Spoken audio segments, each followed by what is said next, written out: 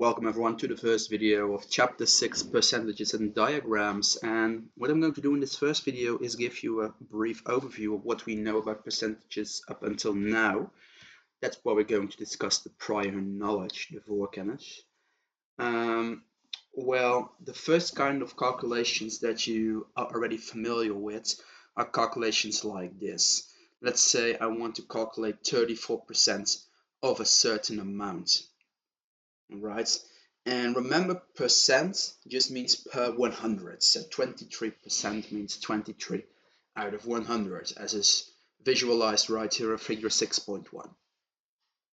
But I don't want to know in this question here 34% of 100, that's 34. I want to know 34% of 870. And to calculate that, you always divide your percentage by 100, make the decimal number, and then multiply that by the amount that is given. So for example, if you have a question like this, always follow the two rules. Write the percentage as a decimal number by dividing it by 100, then multiply this decimal number with the given amount.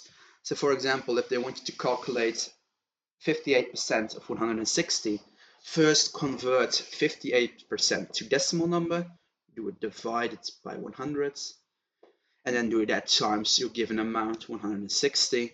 You will now find the answer. You may use your calculator on this chapter as well. You will get 92.8. That's the first kind of calculation that you should know when you start with 6.1. The second one is when you want to calculate percentages if you have two amounts. So for example, there are 1,584 museums in the Netherlands, of which 86 are in Amsterdam. Now I want you to calculate what 86 is of 1,584. The difference here is that I have two numbers, right?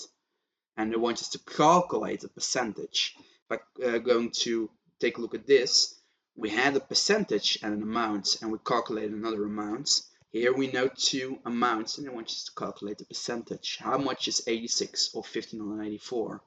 Or what is 17 out of 53? Or what is a 10 of 20, you can say. It's a different way to ask that question.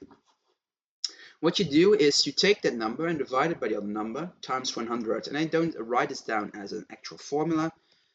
What you do is divide part by total, you can say, right? The part 17 divided by the total 53, and do it times 100% to find your percentage.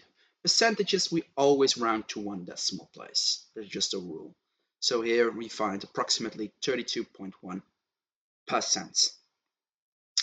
So for example, if you get a question like what percentage is 125 of 350, divide part by total, so divide 125 by 350, and don't forget to multiply by 100%, right? Otherwise you get a decimal number, and now we want the percentage.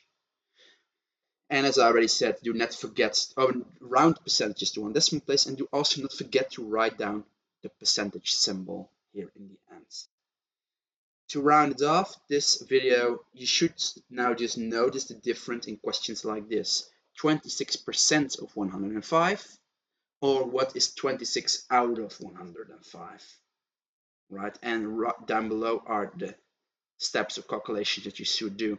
Here, convert 26% to 0.26 divided by 100 times the amount. Here, do part divided by total times 100%. Here you find an amount again, a certain number. Here you find a percentage. Okay? And that's the prior knowledge of this chapter. In 6.1, we're going to take a look at new theory, which some of you are already familiar with, maybe from primary school, maybe not.